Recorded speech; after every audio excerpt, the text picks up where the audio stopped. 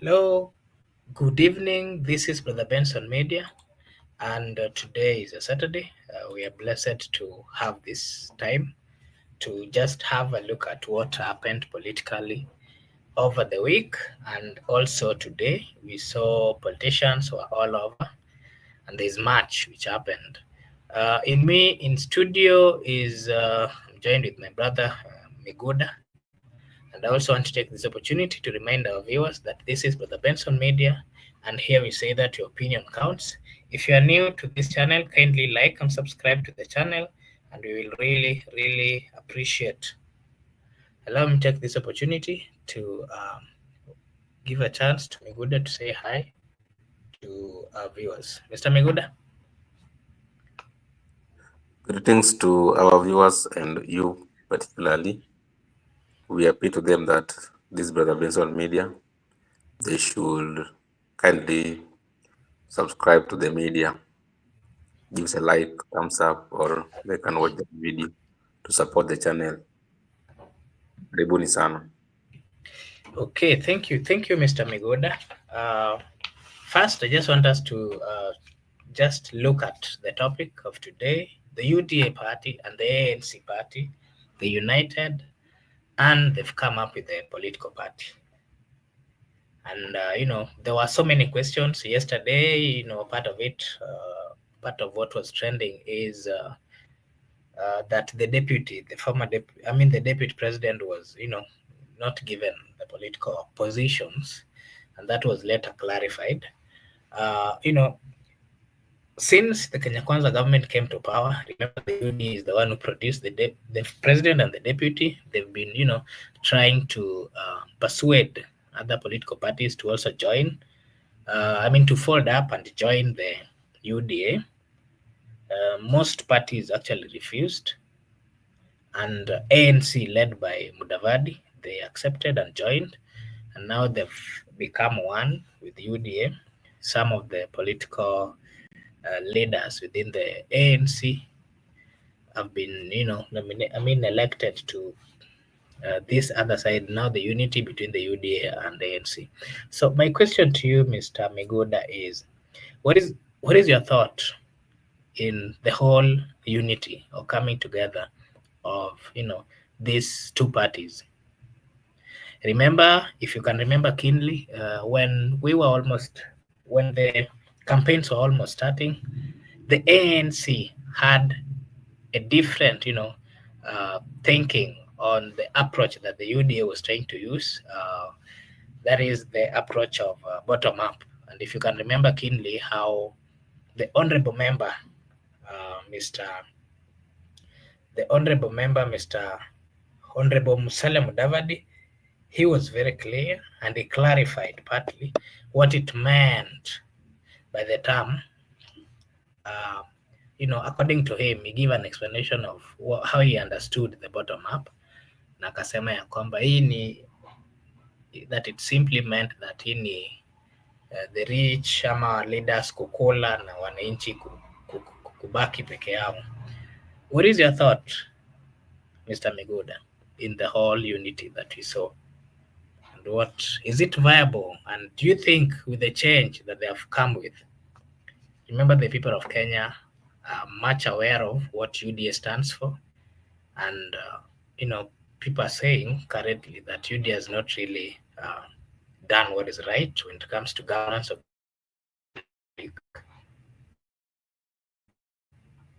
with them joining and then forming a new political party. Do you think the people of Kenya who already have a negative, attitude towards the UDA, they are going to change, or this is going to change their thinking? What is your take? My take in the union between UDA and ANC be like it is more of trying to fill the gap that has been left. Remember, initially UDA had a number of people from Mount Kenya, and the impeachment process which has happened by removing Deputy President Rigathi Gachagua from office, it's a clear indication that they have lost some members of the party. One of the members of the party that has been lost is Rigathi Gachagua. At the same time, Rigathi Gachagua has walk. It's more of an exodus. There are a good number of MPs he has walked out with in that UDA party.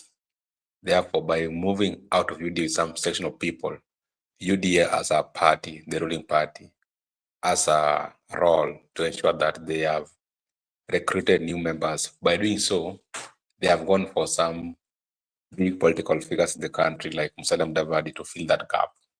The gap that Gachagua left has been occupied by Musalia Mudavadi, that formation, with some few members of the ANC, even if they are not elected, but the people previously vied in the previous position and the people who are inside that party. Because if their party has folded, ANC party, and he started joining UDA, it means that ANC is no longer existing in the picture. It means now the people who are pro ANC around the UDA, by Gachagua getting out of the party with few people, even some people in the grassroots, not only the leaders, he also walked out with electorate out of UDA party.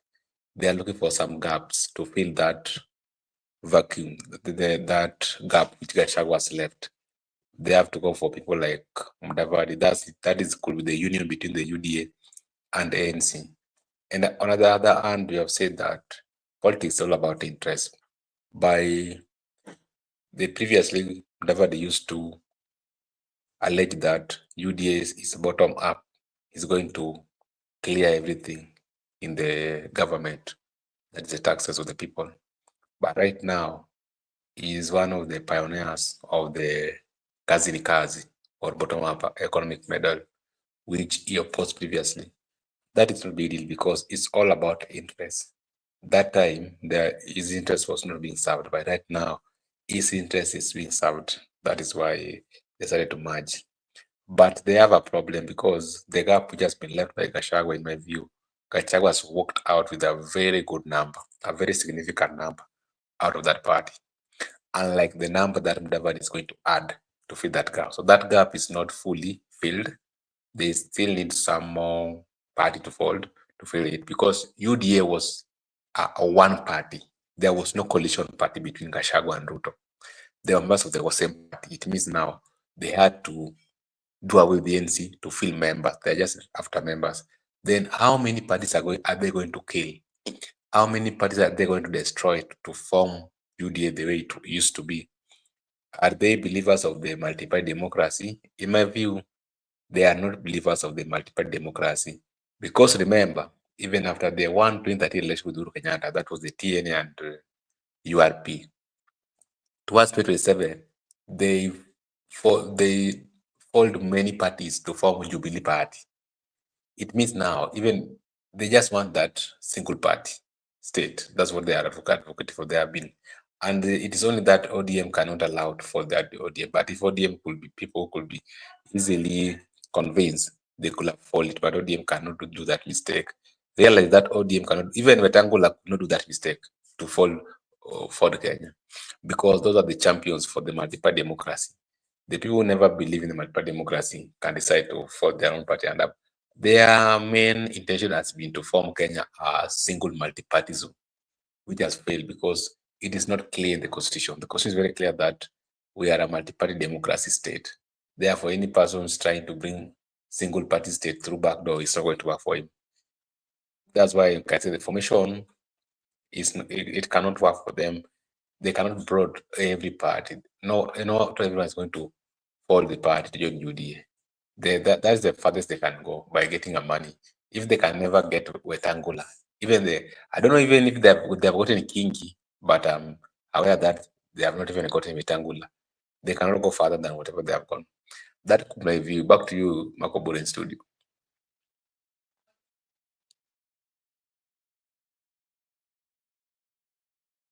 Okay. Thank you, Mr. Migoda. And again, we'll wait and see what is going to fold up. Remember, there are some parties within Kenya Kwanza which refused to join. They refused to join this movement where the president had requested these affiliate parties to fold up and join so that they can become one big powerful party. So ours is just to wait and see whether it will continue. Remember, there were also members of ANC, the likes of Malala, who left ANC, came to UDA, and after some time they also left. And most of young politicians are also not really feeling comfortable.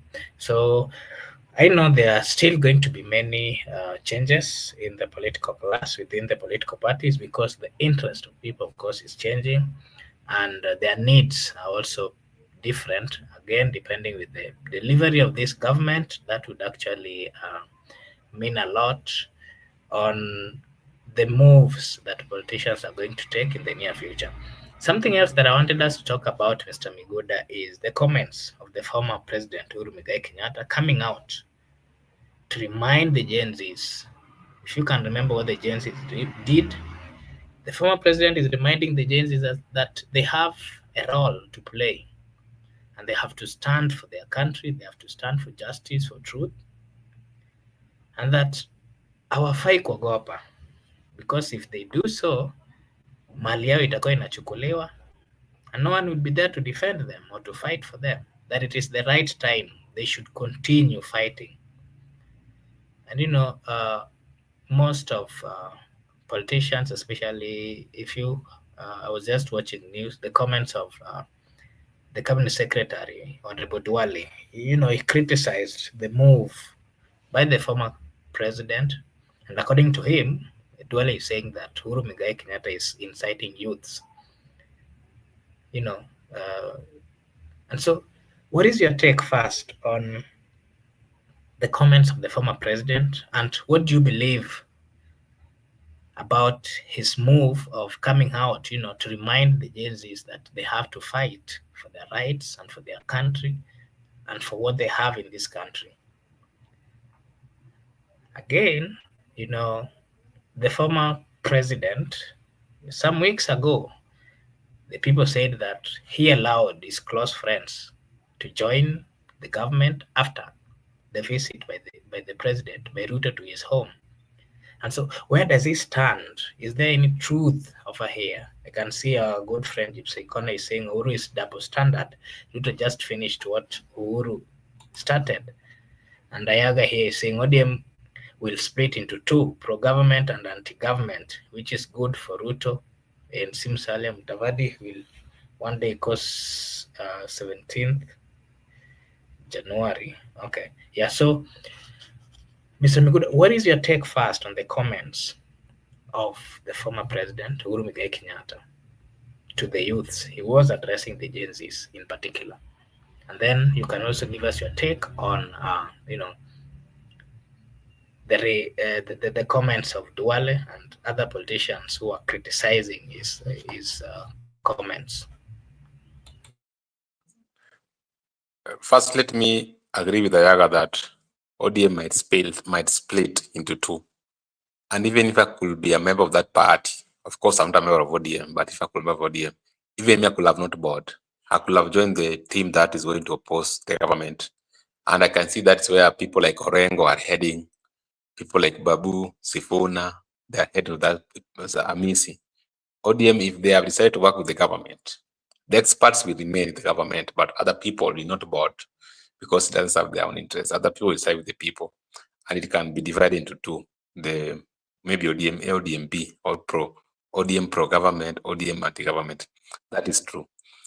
The issue of Uhuru Kenyatta, whether it's genuine or it's not genuine, I don't know. But what I can say right now that sometimes I tend to differ with Gen Zs. The Gen Z constituents, they are now not honest, and they are now not clear about whatever they started, because Uhuru Kenyatta, when Uhuru Kenyatta came out and said that let them fight for their rights because they have to protect their resources, the country, it's their duty to protect the resources, and they should come out and fight for their rights. They applaud Uhuru Kenyatta, and they are saying that Uhuru Kenyatta got our back, he's with us.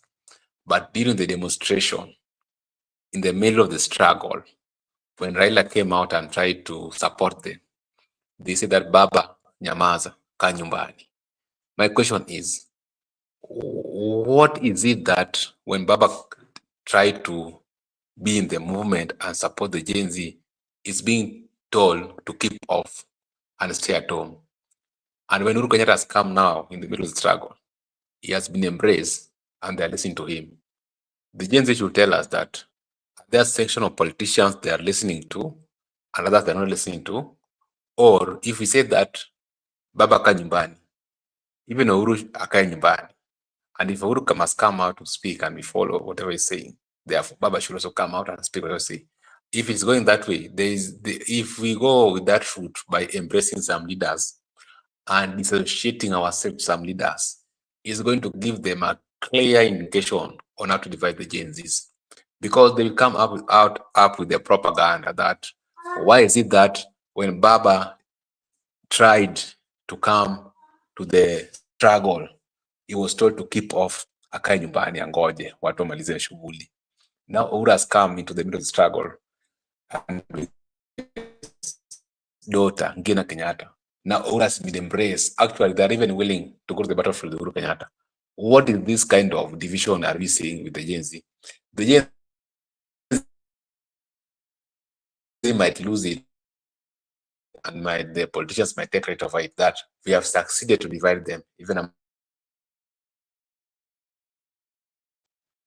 I'm speaking this one before broad-based government, but after broad-based government, now we can say that Baba betrayed the cause in quote in quote.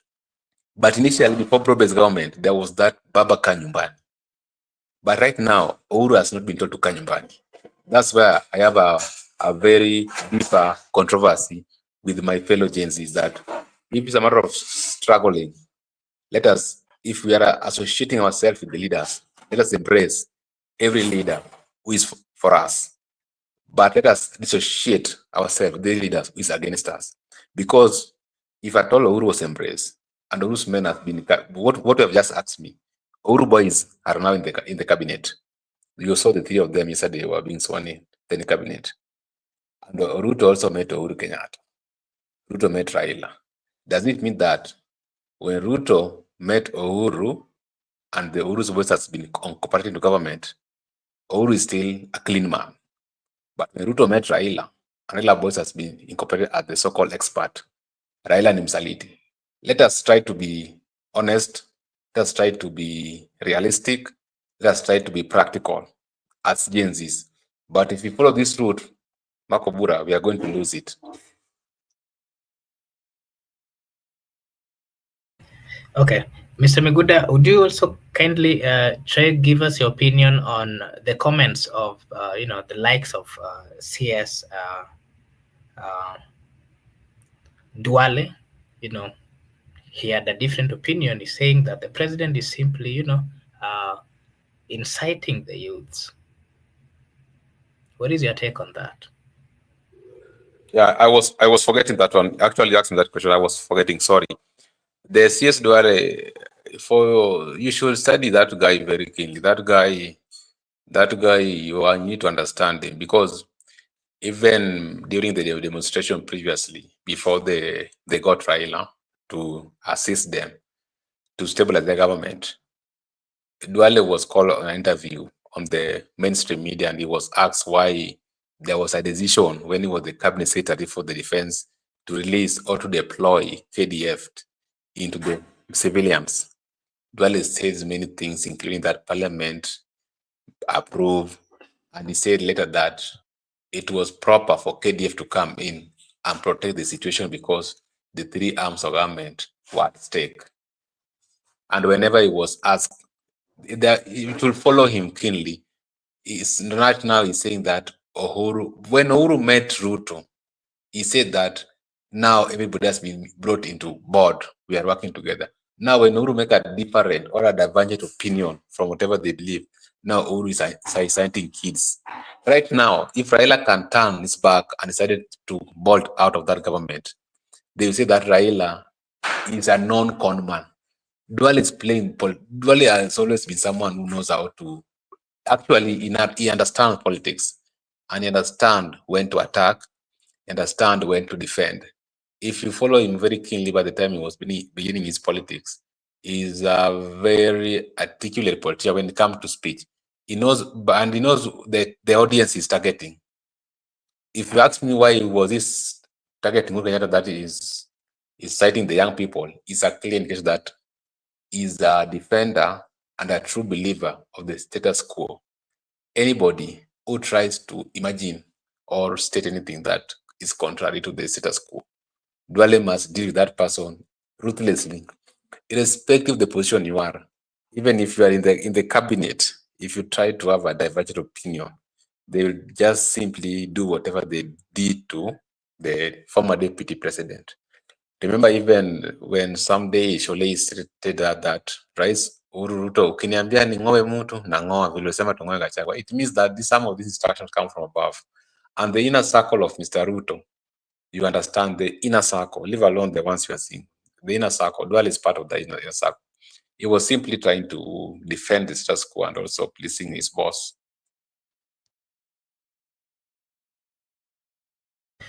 Okay, on that note, you said that maybe Duale is trying to, is trying to defend his boss, of which I also agree with you. In politics, you have to, and we are seeing them doing that. We've seen high level of sycophancy. But again, I don't know if you heard or you saw the comments of the cabinet secretary Opiyo Wandayi. He was also rebattling or having his own take on the move that cabinet secretary Muturi took on criticizing the government. According to, I'll also just want you to give your opinion on that because you've talked about defending the government.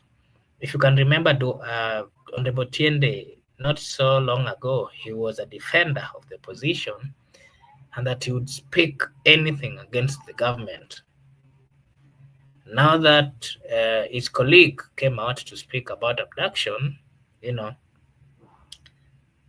Otiende is coming out to actually defend the government and is saying that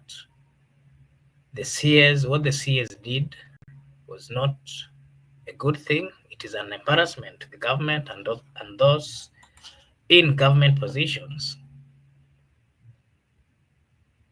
I just want to hear your opinion on this also. What is your take on, considering the stance that this honorable member used to have and currently, him coming out to boldly defend the government?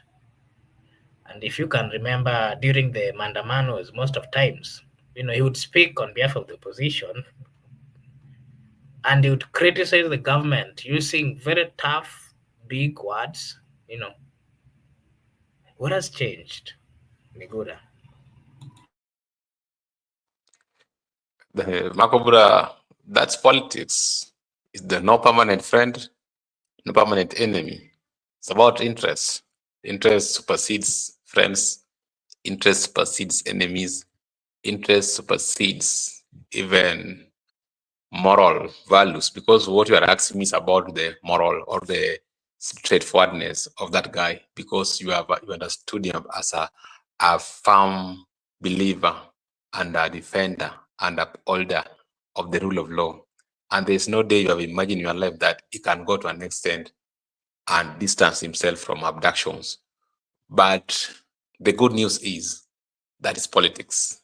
Other than all the accolades he has, he's a politician. And being a politician is never exception. Is never exception. Just like another politicians, he can actually do whatever another politician do. That's why we cannot exempt him that he's extremely good to an extent that he cannot be he's a politician. He was selected, and currently he's facing some opposition in the ground. Ayaga will confirm to you in the comment section, because that is Ayaga's member of parliament. And from my own lapso intel, though I haven't been to Rarieda, but what I'm getting from my friends in Rarieda, I heard that Nicholas Gumbo is coming back to buy an MP in Rarieda. And Ayaga will write to you the comment section. But Otinda Mall is not exception. And I'm not seeing him going to be anti-government soon.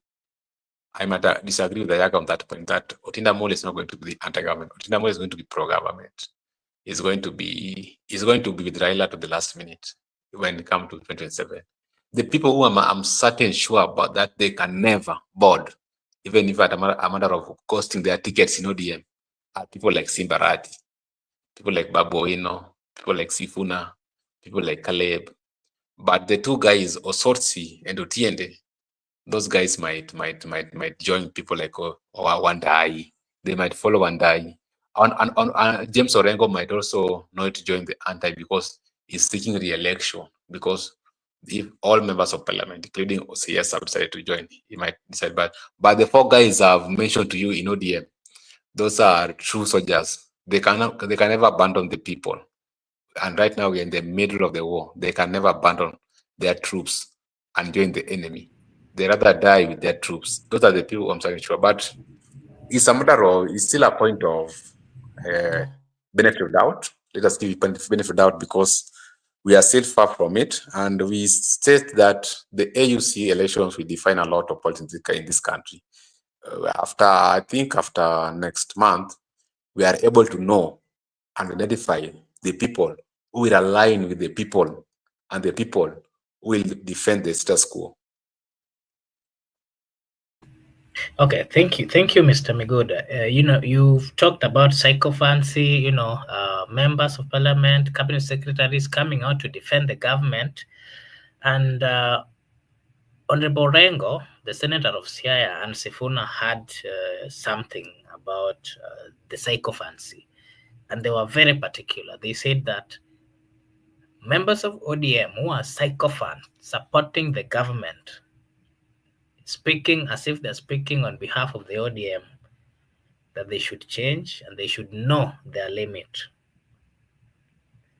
And Orengo said something when he was in Siaya that we, according to, I think he was trying to say that we, according to his statement in quotes, we, the people of this region, we are always known for standing for the rights of the people, for justice and all those things.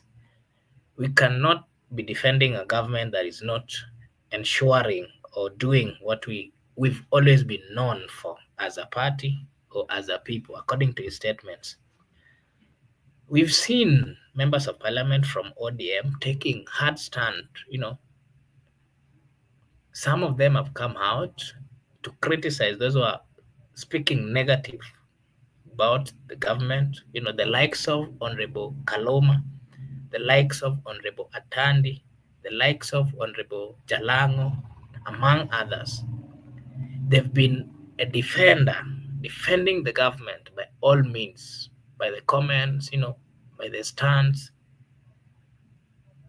And Orengo and Sifuna and some of the ODM members are saying this is dangerous for them as a party, and that the level of sycophancy should actually, they should reduce it. What is your take on this, Mr. Miguda?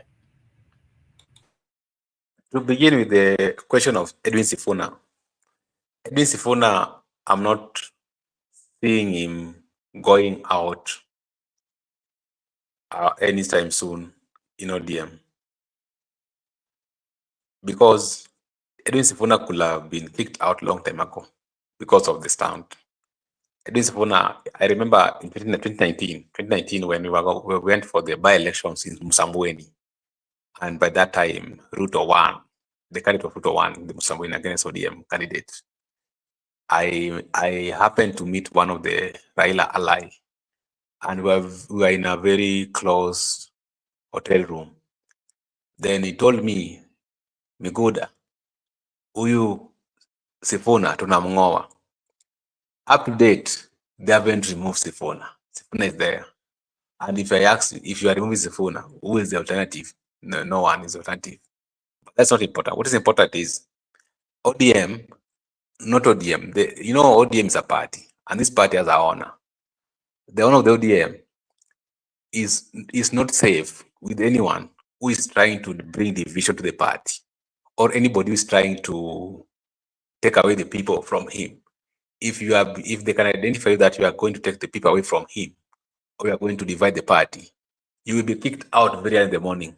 But Sifuna has not shown or any ambition to take over the party or to take the people out of the party or to bring division in the party. Sifuna has been defending the values of the ODM party. He has been defending the values of the ODM party with all his strength, mind, and heart. It means that Sifuna, as they have no problem with Sifuna. The people who they had, the reason why Ababu was kicked out, Ababu was seen as someone who was trying to take away the people, most of the young people outside the party, or was trying to divide the party, the ODM Fresh and the ODM. It means that it was trying to bring a divergent opinion, a new reasoning that the young people should take all the slots of leadership with the ODM. The honor will not allow you. The reason why now they're fighting Babu Owino. Babu Owino has shown a clear indication that actually he wants to take the people. He's not even interested about ODM because there are some sites that he want to form his own party. But you can't form your own party with the people. Where are you going to get the people? You must get the people within ODM.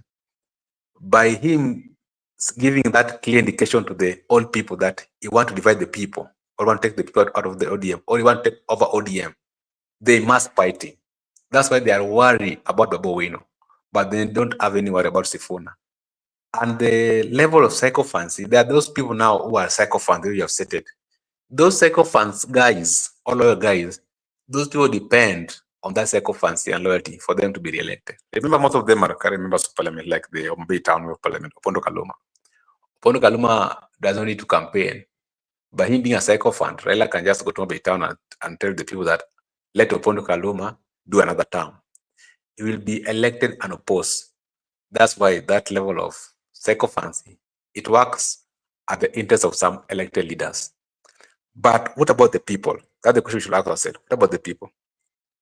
Does psychophancy or loyalty help the people? That's why today, Governor of Siaya, James Orengo, tried to be bold and talk about the issue of abductions, because the issue of abductions affect the people directly. It has nothing to do with the leaders or the party or the position or the division. That's why we are stating that when it comes to the issue of those people who are ready to sacrifice their seats, we can count them. They're not more than 5 in ODM party. But majority of the ODM party, including the experts in the cabinet secretaries, they rather stick with the status quo, because they know that actually in a level playground where there's no Raila Odinga, where there's no status quo, they cannot win any seat when they have potential opponents. But the people are very sure that in whatever circumstances, they only need the people. And that those people like Babu, people like Sifuna, people like Arati, just need to give them fair playing ground. Then they'll just give you the victory. But there are the people, some people who you must hold their hands.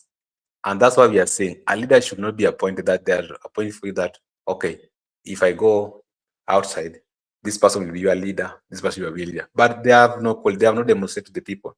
Let that person who has emerged strongly to lead the people, because the people want a strong leader to lead them.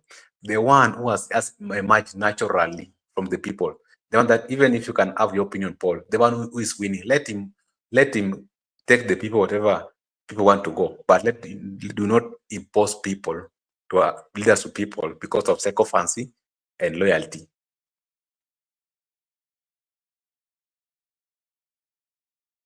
Okay, thank you. What is your take on these comments of my brother Eric? Eric is saying, let me read for you.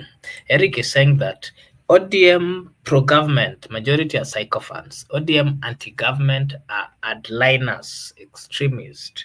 They can survive minus Baba. That is Sifuna, Babu, Simbarati, Osotsi, Amesi, Orengo, and Otiende.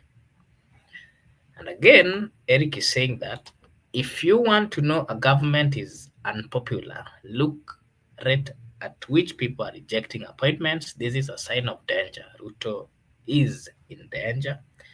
And then he's saying, let's just be factual.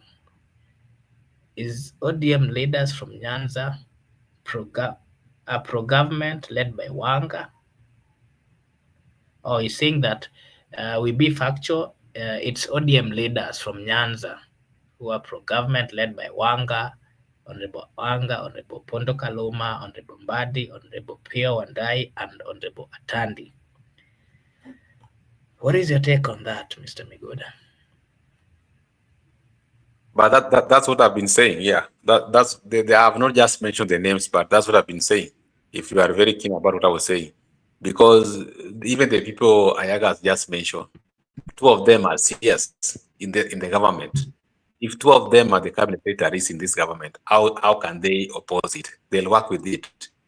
And people like Atandi, you understand, whom they are working, they are pro Wandai, Kaloma, that is pro Mbadi, Wanga, a good friend of William Ruto.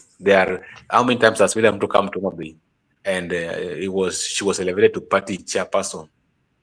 And there's no way she can go against Baba's decision. And it's true. What the guy is saying is just true, but in a different version. But that's what I've been explaining. Yeah, he's also saying that Nyanza is an unfair word. Majority are Homa Bay and few from Siaya. I don't see it in Kisumu and Migori. Yeah, I also agree with my brother Eric. Most of those who are pro-government currently, majority of them are from Homa Bay County and Siaya County. We've not seen hardliners, who are supporting the government. Most of them, maybe from Kisumu, no, and Migori. Majority are coming from Homa Bay and Siaya. And, the leadership of ODM, those who are having a different opinion or take, they're saying that this hardliner, these members of parliament or leaders from the region who are supporting the government are not really doing what is right according to them. That is what Orengo is saying, that they should stop sycophancy and consistent support of bad things which the government is doing, that they should come out to criticize when there's need. The issues of abductions are real, and you're not seeing members of parliament, you're not seeing political leaders coming out to speak about it. And he says that this is wrong for them as a party. ODM, according to him, is saying that ODM is known as a party which is a defender of the people's right. And so the path that, according to the comments of Orengo, which these leaders are taking is not really right. It is against what they believe in as the ODM party. Yeah, so I think that is my take on that as well. Something else that I wanted us to talk about, Mr. Miguda, before we end the show is today in Nyeri, Pastor Dorcas Rigathi was having a prayer session. Then after some times, Maina Njenga aliwasili kwa hiyo mkutano, ikabidi yeye akatoroka, naye Njenga akapata nafasi ya kuzungumza. I don't know whether you saw that, Mr. Miguda. What is your take on the politics that is being played by one Maina Njenga? We've seen him not once, but several times, going to places, especially some of these gatherings, he's not invited. But whenever he gets there, everything gets disrupted. And there's also a group of people. There's also some rumors that he might be getting support from the government, and that is the reason why he has the audacity, to just get into these meetings without him being invited. What is your take, Mr. Miguda? There are many things happening in Mount Kenya, and it's very sad. I don't know how some people can look at it, but me, I don't see it's a good thing, because it's very sad for a region to fight each other. For instance, it's not good for Luos to fight against other Luo, or Kisis against Kisis, or Kurias and Kurias. Why should Kikuus fight alone? Why should they fight? Maina Njenga and Dorcas Pastor, they are Kikuyus. Why should they fight amongst themselves? It's not good. even it's a matter of political context. They should be united as a region. And I understand that Dorcas spoke about Mungiki before, and Njenga decided to storm. But those were not Mungikis, if you look at them very keenly, because those were hired goons, the way they stormed the meeting and the way they were dressing. I don't understand if Mungiki at all is currently existing in that region the way it used to be. These are just hired goons who storm another person's meeting. But we should understand that there's that freedom of assembly. If I have my own meeting, why should you storm my meeting? You can have your meeting even tomorrow, the other day, or even at night. Why must you storm someone's meeting with goons trying to disrupt whatever was going on? That is not good, and it should be condemned, because there's no way you want to tell people that your right supersedes other person's right. If Pastor Dorcas had an assembly with the congregants, that's stipulated the Constitution. He has that a right to assembly and a right to express whatever was explained to the believers. And why should someone just stop with the goons? That one is not good. He has gone beyond whatever he should have done. And I was seeing it in this angle because Rigathi Gachagua has proven to these guys that they did nothing by impeaching him. In fact, they made him more popular than he was before he was impeached. Rigathi Gachagua, people knew that by impeaching Rigathi Gachagua and painting him with the names of tribal chief or tribal lord, they will automatically succeed the Nyanza region. And that's why Ayaga stated very clearly in the comment section that Migori County, Migori County, Kisumu County are not boarding, but Omabay is boarding and some few people in Siaya. They thought that once Gachagua has been impeached and they have painted him as a tribal leader, the Raila constituency will automatically shift to William Ruto, which is not the case. In fact, Gachagua has been made more popular than he used to be. And Gachagua has bring Mount Kenya East and West more united than unlike the previous election. And whatever Gachagua was trying to do, Gachagua is trying to do right now, is trying to use two ways. He's taking the believers and he's using Pastor Dorcas Rigathi Gachagua. By him organizing those assemblies, he's communicating with the people, those who believe in Christ and those who are Christian. And I understand the Mount Kenya people, they believe in Christ, and most of them are Christians, and they believe that it is Christ by all means. So you have to appeal to their emotions. They can appeal through Dorcas. At the same time, Gachagua is taking away the people who will assist them in political war. There is no way people like Njenga, who has been put to counter Gachagua, will watch them penetrating in Mount Kenya. They have to counter whatever they're trying to do. And that's exactly what Maina Njenga did by countering the wife of the former deputy president, Pastor Dorcas Gachagua. In my view, in a political game, it's something that it can be good, or they can say that Njenga chased away that female or whatever. But it should not happen that way, because that is like you are infringing someone's right. You are going beyond what you should not do. In my view, the people of Kikuyu or the people of Mount Kenya, they should not fight amongst themselves at the interest of someone who is not even one of them.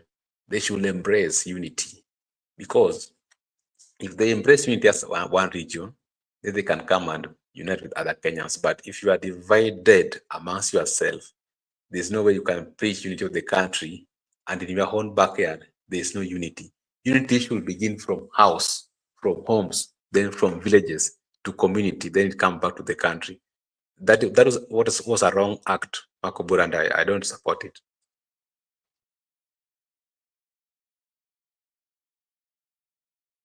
Okay. Thank you, Mr. Miguda. Let me just read some comments here from Mr. Yaga. He's saying, Maina Njenga is the son of Mount Kenya. Branding's son Mungiki is wrong. Mungiki benefited almost all Mount Kenya leaders, including Gachagua. He should respect chairman. Okay, he's also saying that Amina Jenga now is a pastor. People change. Even Gachagua changed from authoritarian DO, ruthless DP, to people's advocate. People change. Okay, those are the comments which are coming in. He is also saying that Oparanya has gone underground. Joho has just disappeared. Mbadi is a bit careful. Ruto psychophan led by, Honorable Wanga, quoted by the so-called super PS. Okay, yeah. So there's much that people have to say. I think maybe on this issue of ODM, let me not forget, there was a comment from Honorable Raila Odinga again. He spoke about the abductions and his stand and the ODM stand. And if you watch that clip, he said that the abductions has to stop and anyone should not support abduction. And that according to him, he was saying that, the government is aware of the abductions and who is carrying the abductions. And he had come out to tell the government that, you know what, you should stop the abduction. My question that Miguda would like to just hear from you, your take on the comments of Raila. And this is actually affecting his AUC bid, because there's a group of Kenyans who are actually doing campaigning him in social media, just because he's not been seen coming out to speak actively about the abductions and the problems that the people of Kenya are facing, the way he used to be or the way he used to do. So I heard him saying that he's not supporting the abductions, and that he is telling the people who are doing that they should stop. My question to you is, we understand that he's not running the government, but we can attest that his experts, according to him, and how he named them, his experts are currently in government. And, why are they not influencing, the good running of the government with their presence in government? Why are they not speaking up within the government to, to tell the president or whoever to stop the abduction? And again, from where I sit, I believe that Raila has good relationship with the president. Why is it that as much as we've seen him coming out to oppose all these things, we've not seen him come out the way he used to come out? He is a defender. We've seen him taking hard stands, especially when people are killed. If you can remember, when there were demonstrations and around 2 or 3 citizens were killed, he called demonstrations all over, and justice. They tried looking for justice for those who died. This time round, majority, a huge number of young people died. Abductions are going on. People have been abducted, and some of them have not been found. We understand that he's doing campaign, of course, for AUC. What has changed, Mr. Migura, and what is your take with the closeness that he has with the president? And I believe that now that he has provided, again, his experts, why are these experts not influencing, the stoppage of these abductions and so on? Before we finish, you can give us your take on that, and then we will finish. And maybe your last remarks as well. What has simply changed is dynamics of time, politics, interests has so changed. That's the nature of politics. Like I begin that, you don't need to worry too much about politics. Don't need to stress. Don't need to do more research about politics. Just need to relax, because no permanent enemy, no permanent friend. And by him coming out to condemn abduction in public, and he has the number of the president. He even campaigns with William Ruto for this AUC chairperson. It means they are meeting even in boardroom. Raila, as a cunning politician, he knows exactly what he's doing. He's defending the rights of the people, that they should not be abducted, by him speaking in public that you should stop abduction. At the same time, he's defending that the government is not doing abduction, because when he speaks out loud, it's like even him doesn't know who is doing abduction. Even him, he doesn't know, he doesn't accuse government doing that. But if he can tell the people that I've called William Ruto, we have talked underground, now they're going to stop this abduction, he will be simply telling the people that it is Ruto who is abducting the people. But that's what he's trying to dissociate himself with, that no, it is not Mr. President, it's not NIS, it's not government. It's just like telling that, yes, it's admitting that, yes, there's abduction, but we don't know who is doing it. And whoever is doing it, kindly stop it. So it's defending the people, and it's defending the government. It's playing two roles here. It defends the interests of the people, at the same time, it defends the interests of the government. Is in a catch-22 situation, whereby he has to speak whatever he spoke in the public. But if at all he could have not been defending the government, if at all he could have not relied from William Ruto's vote in the AUC, if at all he was not, his expert were not donated to the government, he could have just come out bold, as you know him, and said that, okay, this abduction, and kindly stop the abduction as the government. He could have said that one, but he cannot say that one because already in that government, there are so-called experts donated by himself in that government. At the same time, he rely on William Ruto's vote, that one vote, for him to win AUC chairperson. He can never attack that government. But because he has been seen as a defender and a champion for human rights, therefore, he must also condemn abduction. What he's trying to do is condemning the abduction, the act. By him condemning the act, at the same time, is defending the status quo that kindly produce the abductors, those abducted people. That is what is playing right now. Right now, yeah, that's what the guy has been caught in a catch-22 situation, whereby sometimes he's making some unpopular decisions, and he has questions with his loyal supporters. There are where people are waiting to ask him questions, because that's why I'm saying, okay, let's wait for the AUC elections. If he wins, well and good. He will run out of those questions and things will work out very well. But if he loses, there are things people will have to ask him on some basic grounds. Yeah, that is what I believe is happening with our beloved leader. We loved him so much. People are saying that we don't love him, we are anti-Raila. No, we can't be anti-him. The people are telling us that we are anti-Raila. They are forgetting that we voted for him last year elections. Some of us voted for him in 2017. Some of us voted for him in 2013. Some of us voted for him in 2007, some of our parents.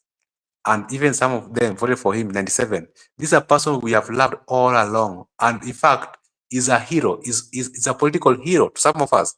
Therefore, how can you come and state here that we are anti-Raila, we don't like him? No. There are some facts that we must state, that right now he is unable to make popular decisions. Right now, he's unable to protect the human rights or defend the people's right the way it used to be because of the situation where he is. Those are the reality. And most importantly, Raila, at one point, he must leave the stage. He cannot dance for the entire he will never dance until the kingdom of God comes. There must a time he must exit the stage politically. Therefore, the question is, what are the options? What are the options? Whom are we going to remain with? Those are the questions that we need to ask ourselves. That, of course, somebody must take, whether you like it or you don't like it, someone must take from him. He will not be there until the end of the world. He must exit politically. Therefore, as people who are visionary, whenever you have seen a leader in that age, you must discuss who among the current people, where's the option. That's where we have to agree with our viewers that there must be someone who must take in future. At the same time, currently, it's not the Raila we used to know. He's making some unpopular decisions to his loyal supporters. Those are the facts. Makobura, in my final submission, I would just like to state clearly that whatever happens to the assembly of Madam Dorcas Pastor is not good, even if someone was called, whatever it was called, even if someone's name was mentioned, but you don't have a right to interfere with anyone's assembly. If a civilian can interfere with your assembly, what about the police? You are just going to give police more power that they can interfere with the assembly, because you have that freedom to assemble. You have freedom to assemble, freedom to worship, and freedom to express whatever you want to express to your people. If anybody want an assembly, or if you want to hijack my crowd, and you want to hijack someone's crowd, wait, those crowds are there. Organize your own meeting at your own time, have your crowd, execute whatever you want to execute.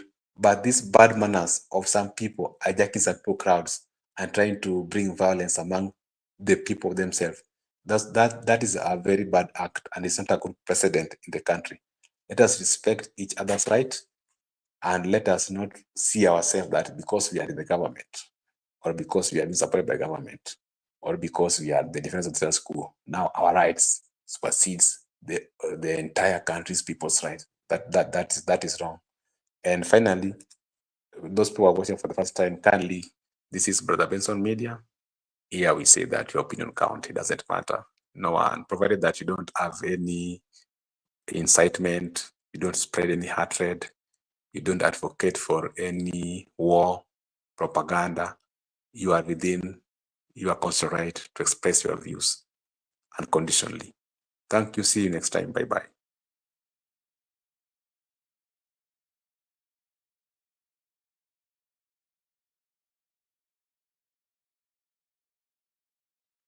Umemute. Oh, sorry. I was just saying that, let me just read some comments here from Eric. He's saying that Napoleon Bonaparte said, if your enemies are making mistakes, don't advise them. Baba and ODM still want power. Ruto mistakes work for him, so Ruto can just continue with abductions. Okay, that is his comment. He's also saying that Raila Odinga has been speaking about abductions more than any leader.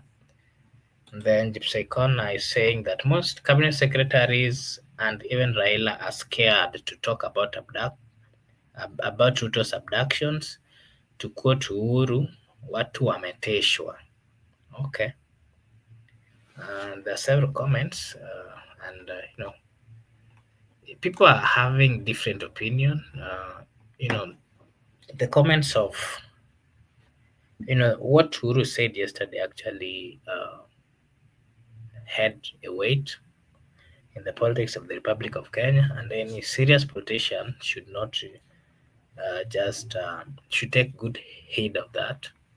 And it really trended yesterday. People had to give their opinions, but again, people are wondering: is Uhuru Muigai Kenyatta supporting this government, or is having a different opinion? Because some people are saying that he's having a double stand, just because the other day he gave his experts, his close political allies, to go work with the government. But now again, he's also telling the young people not to, stop, but they should continue fighting for their rights. He's telling young people that, they have to fight for the wealth that they have. Because if they don't do so, zitaenda. And so the question we're asking ourselves is, where is his stand? On the other hand, he's giving his people to work with the government. On the other hand, he looks like, he is on the side of the youths, or people having a different opinion on how the government is being run by the president. Yeah, so that is a question that we need to think about as a people, because all these kind of things influences the political, the political moves, and also it also influences how we make political decisions. So we need to have a look at that and think deeply about it and get to understand who is really playing who. And again, my comment on the unity between UDA and ANC, I don't know whether the unity has impacted anything, because we've not even seen it, people talking about it. We've not seen serious conversations on that, and it was actually done when people are not even expecting that. So let's just wait and see if the combination is going to deliver or to bring something for the Kenya Kwanza government. But remember, there is a good number of political parties or affiliate parties within the Kenya Kwanza who refused the call by the president, the UDA leader, that they should fold and join the UDA. I think the reason why some of these affiliate parties refused is because most of these politicians, they use these political parties to negotiate and to also lobby for political positions. You've seen a good number of them. Speaker Wetangula is in that position courtesy of his party. The Speaker of the Senate, Amason Kingi, is holding that position courtesy of his political party. And CS Cabinet Secretary Mutua is also holding that position courtesy of his political party. Justin Muturi is also holding the position courtesy of his political party. So we've seen instances where political parties have helped the politicians to negotiate for political positions or seats, and I think that is the reason why the affiliate parties within the Kenya Kwanza refused to fold and join the UDA. But again, there's still a long way to go. We will see political parties, some of them folding, some of them merging to form bigger political parties. I think the question we should be now asking is this unity between the UDA and ANC going to materialize? Is it going to give a positive picture? Is it going to try market the UDA? People are already having a negative attitude towards the UDA just because of the things which have been happening under their government, things like abductions, Yeah, so we will wait and see. Something else that I also wanted to give my opinion on is the comments of the Governor Orengo and Sifuna and all those members of ODM who are not, we would say that they're opposing the government, because we've seen them having a different opinion. We've seen them talking about abductions. We've seen them, calling out the president and all the political leaders. But again, within the ODM, we've also seen members of ODM coming out to support moves by the president and the government. So it is, I think, depending again with the interest of these political, the interest of these political individuals, their moves, political moves and political decisions are made depending with their interest. You've seen Jalango coming out, Honorable Jalango coming out to support the government and say that he will support Ruto to ensure that he gets to the second term. We've also seen some ODM members saying that they will support the president. But again, we're also seeing some ODM leaders saying that the agreement that they had is not even to support this government, and that any member who is saying that they're going to support the president come 27 are having their own, their own comments which are not really from the party, but their own stance. And again, they're also saying that is against the stand of their political party. And so we've seen mixed reactions here and there. How is it to wait and see what is going to unfold as we continue? And again, my comment on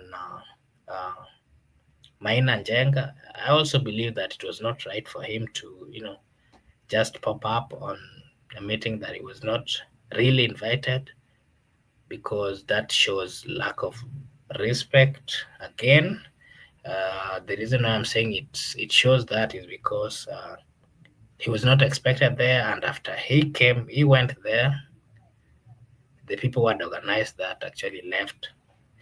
And so, to me, Maina Njenga wanted to show the organizers or the people who are there that he has some political muscles, of which I don't think was necessary at that particular place.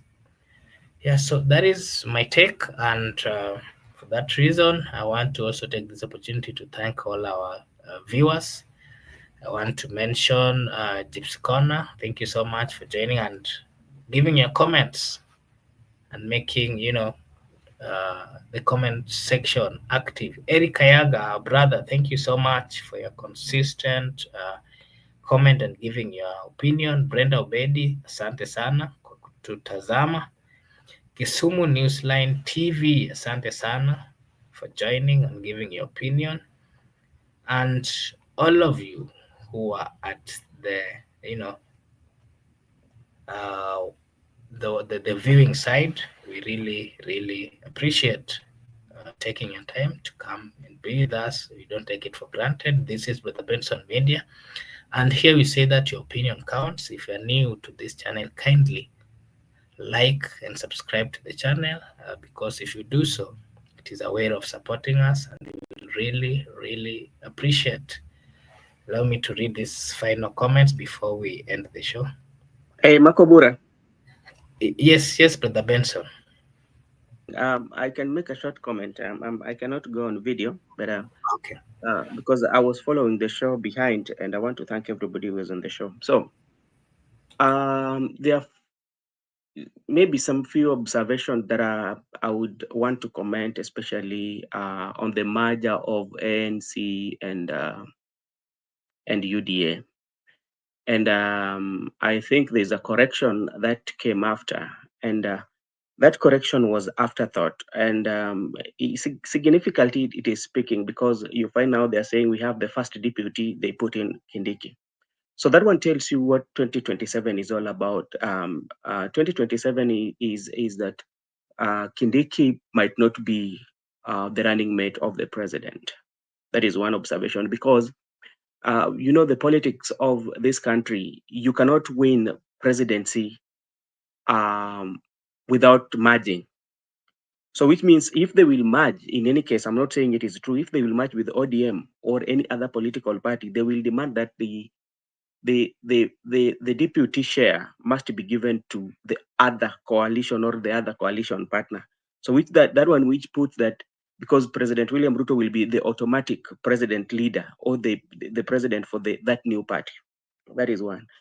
And for Mudavadi, something that I also realized, that Mudavadi does not learn from mistake that Gachagua went through, because the fact that fell Gachagua was because he did not have a political party. So he did not have even energy to muzzle MPs to support him during his impeachment. So which means in terms of Mudavadi as somebody that has given to me, I view as somebody who has given up on politics, and he will only be employed, because if you merge, which means the very moment they merge, all the two parties, they no longer in existence. Yeah. Remember when URP and the TNA merged, what happened? They came with the Jubilee. But when President Uhuru Kenyatta and William Ruto disagreed, did both of them go to their respective parties? No, they did not go. So which means for Mudavadi, if there will be a disagreement, which means he will have to start his own political party. Yeah, which will be a very huge tax. That is one of the things that are also mounting. So, and so Mudavadi is going to be very weak, and what fell Gachagua has really fell him. So that is one observation that I make, and I think we will also discuss about that. Then the second thing that I also I might talk about the Uhuru Kenyatta. the president. I think Duale was called out as the former president and saying that former president was inciting. It depends from where you're speaking from. You know, you can call it incitement. Some people call it encouragement. Some people also are viewing it like it's a tribal. I heard Miguda talking about when Raila make pronouncement, people were not very happy with it. When Uhuru Kenyatta make those pronouncements, people are now, the Gen Z are now are supporting what Uhuru has said. Remember, the scenarios that Raila was, or the situation that Raila was, and the one that Uhuru was, are quite different things. Remember, this is the first time that Uhuru Kenyatta is talking about the Gen Z, ever since the June, from June 25th up to today. He has never mentioned. And if you can remember, he was also one of those people who were rumored to be behind that revolution, and he did not talk about it. You know, so this was the first time that he's talking about Gen Zs, and it was encouraging them. So that one, you have to look at it that way. Then when it comes to Raila, remember, Raila was, the Gen Z told Raila, you've done it for us for so long, and now give us, it is our time. We will call you when we need you. But what happened? You know, so that's why people have mixed reaction. Yeah. And if you look at now the political scenarios that is happening, and that is, or even like the narrative that is being manufactured for 2027, it is going to be about tribalism. You know, it's going to be around tribalism. So that's why that anybody who is trying to oppose the government, especially if you're coming from the mountain, they will call you a tribalist. You know, if you say something against the government, they say that, okay, you're not even very, would I say that you are not even very grateful. We've given you so many ministerial posts. But what you tend to forget, or what you are looking at, as much as you might say like that, but the people in power are still want by their all means, they're still fighting hard to get Mount Kenya, despite the fact that they're still being labeled as the tribalist. But everybody's still fighting very hard to get the Mount Kenya. So that is political narrative. Then another thing that also they need to be talked into details is about the ODM. I can remember there was a day we were with you on the show, and I told you that ODM has 3 tiers. Yeah, there's the tire of Edwin Sifuna, Babu Owino, Caleb Amisi, and Orengo is there. But Orengo, in public, sometimes when they go to those public rally, he will try to be somebody who supports the government, but inwardly, he doesn't support. Because remember, Orengo is the only person who came out the very first time to caution about the broad-based government, whereby Mbadi, you remember how Mbadi attacked him. But I think Orengo still maintains that, even from the speech that they made today. Another thing also that I'm picking from that, I think the allies, the people who are thinking, or the people who are on the same line of thought in ODM, Orengo, Sifuna, they had a pre-talk of what they are going to say. And it seems that they brief Baba on what they are going to say. Because like, if you listen to Orengo, listen to Sifuna, then listen to what Baba say, they're almost the same thing. Yeah. So it also tells you another thing in terms of the Ruto, because like Ruto is banking on the Western Kenya, and the Western Kenya and the Nyanza. How sure are you if you have people like Edwin Sifuna, James Orengo are coming out very loudly, even to attack those ODM members who are in government in the presence of Raila? What does that one speak?